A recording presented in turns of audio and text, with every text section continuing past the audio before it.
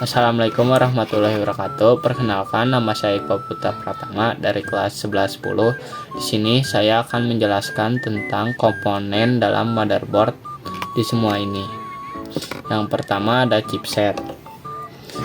Chipset komponen utama dari sebuah motherboard yang berfungsi sebagai jembatan arus data yang menghubungkan prosesor dengan komponen lainnya. Yang kedua ada slot PCI. Komponen peripheral digunakan memasang perangkat PCI seperti Wi-Fi, card, LAN card, dan sound card. Yang ketiga ada konektor power, terdiri dari 24 pin, 24 lubang yang berguna untuk menyambungkan arus listrik, power supply, dan motherboard. Yang keempat ada slot RAM, komponen yang digunakan untuk meletakkan slot memori. Slot ini umumnya berbentuk memanjang dan mempunyai pengait di ujungnya seperti ini.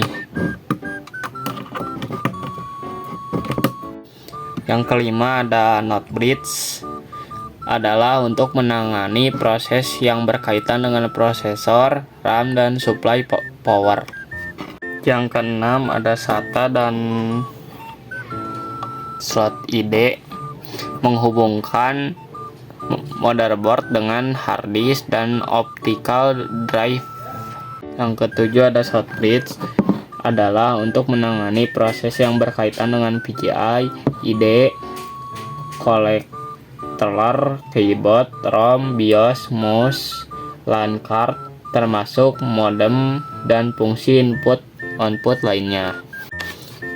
Yang ke-8 ada slot AGP, saluran poin berkecepatan tinggi untuk menghubungkan kartu video, kartu grafis ke sistem komputer. Fungsi utamanya adalah untuk membantu dalam percepatan grafik komputer 3D. Yang ke-9 ada soket prosesor, adalah tempat peletakan prosesor pada motherboard. Dudukan ini berbentuk segi empat dengan lubang kecil tempat tertancapnya kaki-kaki atau pin-pin.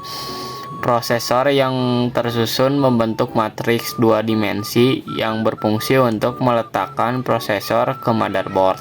Yang ke-10 ada baterai CMOS, sebuah baterai yang digunakan oleh BIOS untuk tetap aktif meski tanpa aliran listrik. Yang ke-11 ada PS2 atau mouse, yang di atas untuk mouse, yang di bawah untuk keyboard. Yang ke-12 ada serial port, sebuah port pada personal komputer yang berfungsi untuk mentransmisikan 1 bit informasi pada satuan waktu. Yang ke-13 ada parallel port, yang berfungsi untuk alat komunikasi motherboard dengan perangkat luar yang bersifat paralel, dan port ini bisa mengirimkan data yang banyak sekaligus.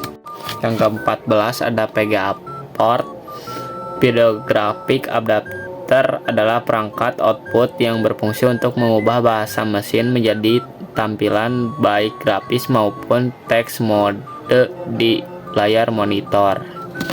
Ini adalah LAN, yaitu port menghubungkan komputer dengan internet dengan bantuan router atau switch.